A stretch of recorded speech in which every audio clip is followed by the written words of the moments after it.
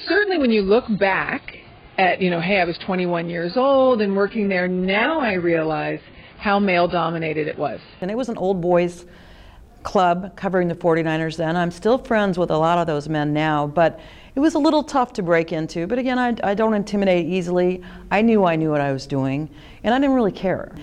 I think they understand that I wasn't in it just as a lark. I wasn't in it to get dates. I wasn't in it to prove something other than I really wanted to cover sports. And so it took a while, though, till I got that kind of respect, I think. There would be separate rules for women. So an important part of our job as sports writers is being in the locker room.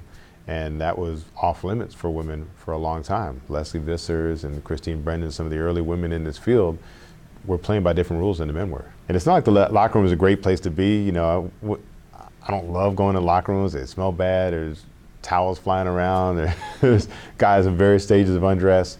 But the fact of the matter is, after a game, it's the best way to get quotes in a quick manner and get back and write your story. I went to the San Francisco 49ers. I covered the 49ers for the San Francisco Examiner. And I was called in one day to the PR guy's office, and he said, we've had some reports that you've been looking in the locker room. And I said, looking? I said, yeah, I'm looking for the numbers of who I'm supposed to interview. And that's when I realized I need to comport myself differently because I am female. So to this day, I walk in a locker room like this with a notebook in my hand, even if I have a camera.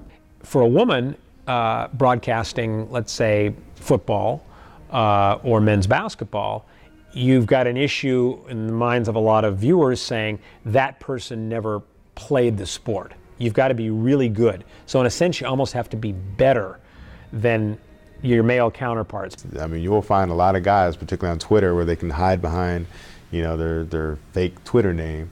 They say, I don't want to hear women calling the game. Like some people just go crazy at the sound of a female voice announcing what's happening in a football game, which, to me is the same. Are you telling me what's happening? Are you informing me? Or are you, adding to the broadcast? That's all that matters. I think what you want to hear is just expertise. It wasn't an easy road. I went newspapers and I got a lot of good breaks, but I worked really hard too. But it wasn't until I got to the nationally known organizations that I felt like I belonged. I mean, one thing women have to overcome is not being immersed in sports from the time they were kids. It's not the bonding experience for women that it is for men. That's the language that we speak to each other, is in sports terms. Expectations that, okay, if I talk about, the 1979 Super Bowl, you're going to know what I'm talking about. In this case, I'll say men are judged singularly, women are judged collectively. So therefore, if a woman makes a mistake, all women are liable to make that mistake. It can't just be her error. It's a reflection of her gender.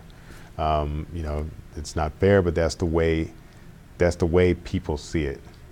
It's those kinds of things, because you stand out so much as a woman, and that you just are noticed, and so people are going to start, people really pay attention to every little detail of that. The sports fan is not the most evolved species, let's put it that way. So, you're having to overcome a lot of backwards thinking, stuck in the dark ages. Absolutely, looks matter. This is television. It's all about ratings. Sports are driven by bringing men to the TV set. Men are very visual and simplistic, so I think that's going to be a part of it.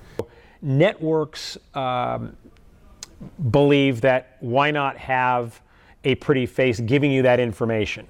But you got to be smart, and I don't think that they will hire someone just for looks. It's the blonde barrel curls, 20-something. And there's probably some very qualified women in that role who fit that description, but the problem is there's such a flood of it that I feel like it's devaluing the position of the sideline reporter. And I was a sideline reporter. Like, I get it. I have great qualified friends who are terrific sideline reporters. But I feel as if the people who hire are starting to look only for looks, and that is a problem in terms of where women are going in sports journalism. I'd like to see if there's some way to encourage women to just, stay with it. So because when you stay with it, then there's not only the longevity for for being around a long time, but you have the chance to then advance into some of the being one of that top play-by-play people on Monday Night Football, or being a top columnist at, a big newspaper. I think it was good that during the Ray Rice situation, you had a variety of female voices that were right at our disposal. Now what I would like to see is, once this issue hopefully dies down, that they're not just brought on to talk about female-related issues, so to speak, that their opinions will be valid, just picking games for NFL Sundays, or, analyzing trades in the NBA. Their input could and should be seen just as frequently there as it has been on this issue, which is of particular importance to females.